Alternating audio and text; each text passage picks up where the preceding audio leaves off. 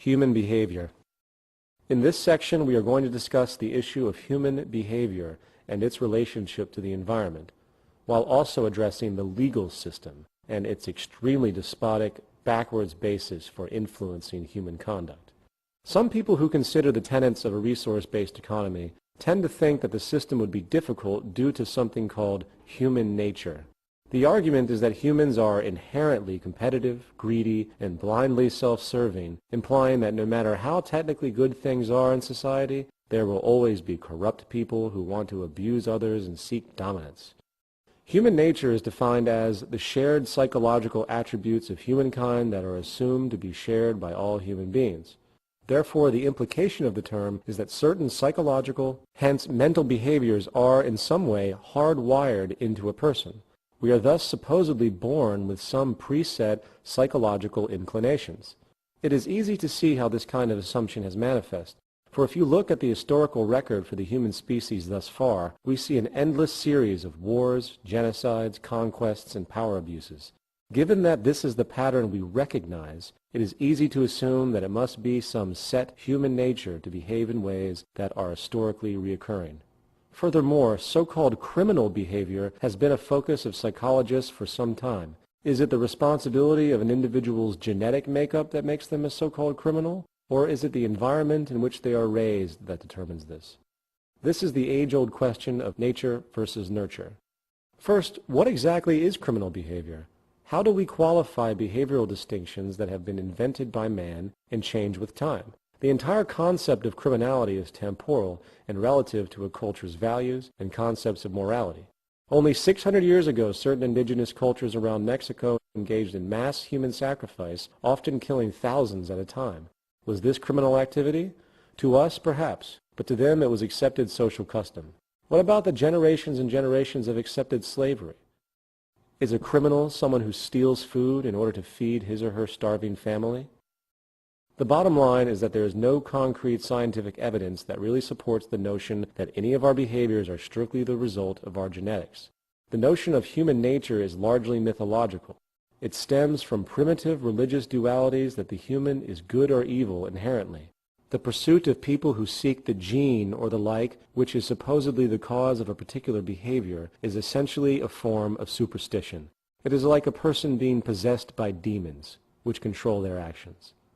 The fact is, while neurochemicals and physiological traits set propensities for a person's reactions and social gravitation, it is the environment that really creates our values and behavior.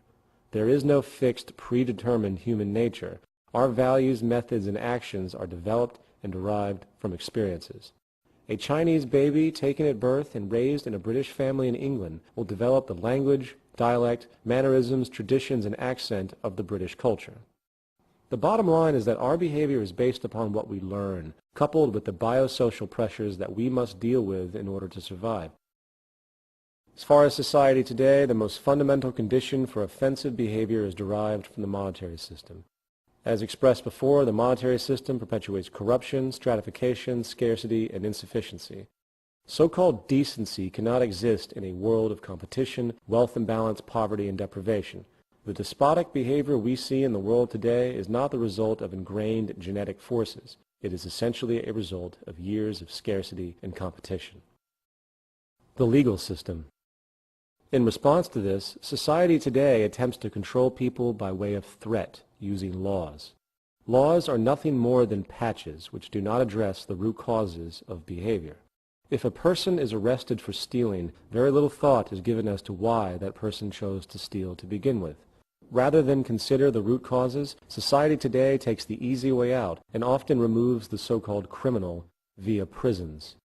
The source of any so-called crime is really society itself.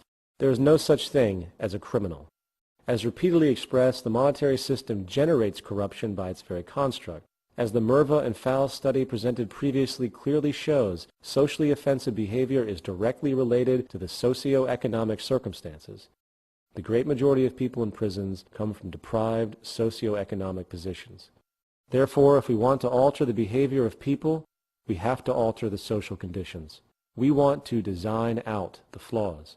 You don't put up a sign that says speed limit 55 miles per hour for safety. You design the system technically so safety is built in and human error is either greatly reduced or not an option. If you don't want a person to steal, you make what they need readily available to them without the need for debt, subservience, or competition.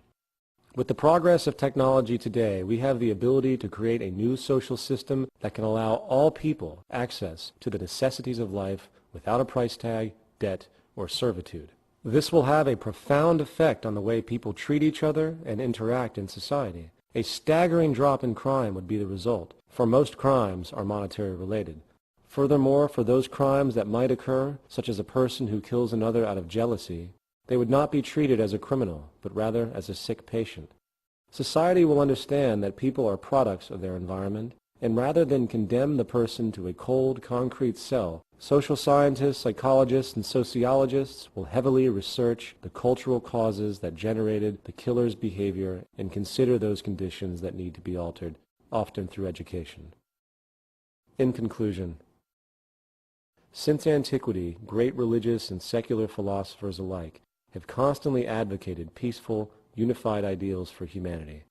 From Christianity to Hinduism, the idea of seeing others as yourself is a long-standing disposition. Sadly, one glance at society today makes one wonder why the idea of universally valuing and respecting your fellow human being and working together has never taken root. Today's self-interest, money-oriented society creates an environment that refuses to allow for the universal caring and account of another.